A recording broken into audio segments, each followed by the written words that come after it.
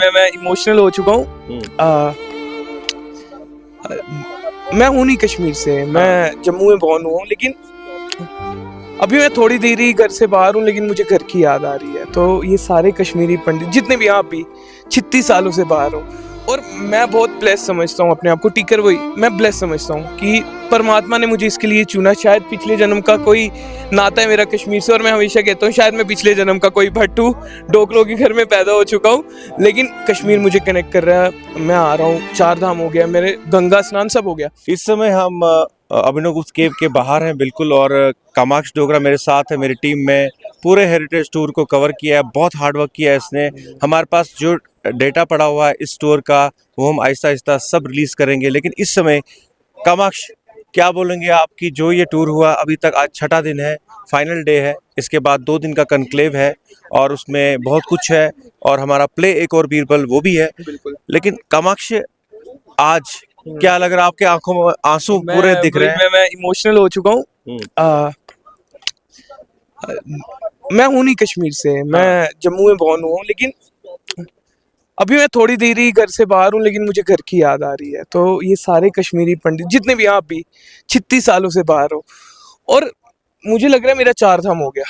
चाहे वो टीटवाल हो, चाहे हम गए अपना क्या कहते हैं मटन गए, भद्रकाली गए, और मैं बहुत ब्लेस समझता हूँ अपने आप को। टीकर वही मैं ब्लेस समझता हूँ कि परमात्मा ने मुझे इसके लिए चुना। शायद पिछले जन्म का कोई नाता है मेरा कश्मीर से, और मैं हमेशा कहता हूँ शायद मैं पिछले जन्म का कोई भट्टू डोकरों के घर में पैदा हो चुका हूँ, लेकिन कश्मीर मुझे कनेक्ट कर रहा है। मैं आ रहा हूँ, 4 धाम हो गया मेरे, गंगा स्नान सब हो गया, और अभी मैं इस केव के अंदर गया। बिल्कुल, मैं आपको बता नहीं सकता क्या फील हुआ।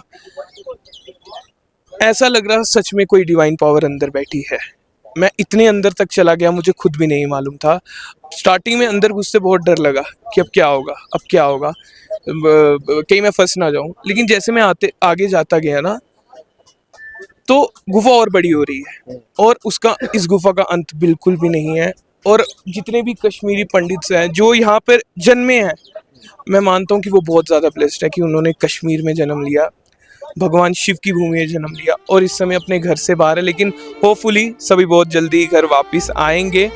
और मैं इमोशनल इसीलिए हो गया क्योंकि अभी ना जब आपने बात शुरू की पूरी हेरिटेज टूर, तो मेरे दिमाग में वो चीज़ें स्ट्राइक हो रही थी।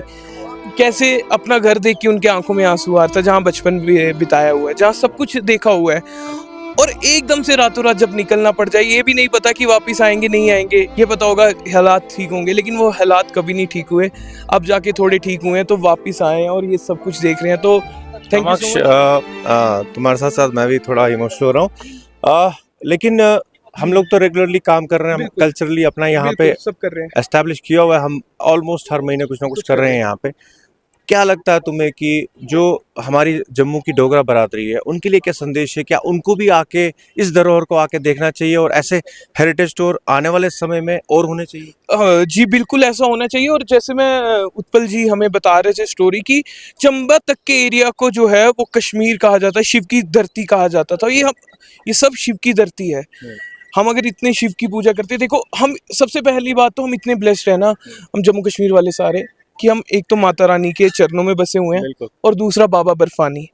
पूरी दुनिया से जहाँ लोग आते हैं हम वहाँ पे पैदा हुए हैं। तो ऑफ कोर्स सभी को आना चाहिए, सभी को देखना चाहिए कि कश्मीर में कितने मंदिर हैं और क्या कहानी है। मतलब कि परमात्मा यहाँ ही बसते थे, यहाँ से ही सब कुछ हुआ है।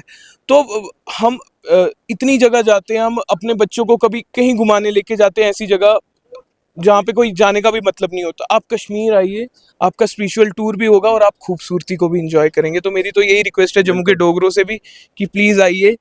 मैं पर्सनली कह रहा हूँ कि आपका ये जो पूरा टूर होगा वो इतना स्पिरिचुअल रहेगा, आपके मन को इतनी शांति मिलेगी आप सोच भी नहीं सकते।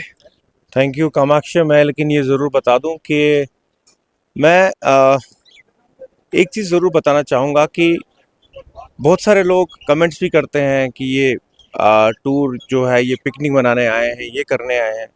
लेकिन आज जो इन लोगों ने हिम्मत दिखाई है ये टूर करके, मैं आपको वचन देता हूँ, ये खाली 1 साल का टूर नहीं है, ये मल्टीप्लाई होने वाला है।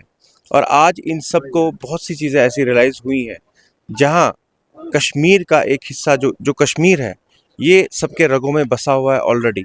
तो वापसी की बात जहाँ 2 लोग, 4 लोग, 5 लोग, 10 लोग आते हैं, वो जब मल्टीप्लाई होगा तो आप खुद सोचिए कितना बड़ा चमत्कार होगा।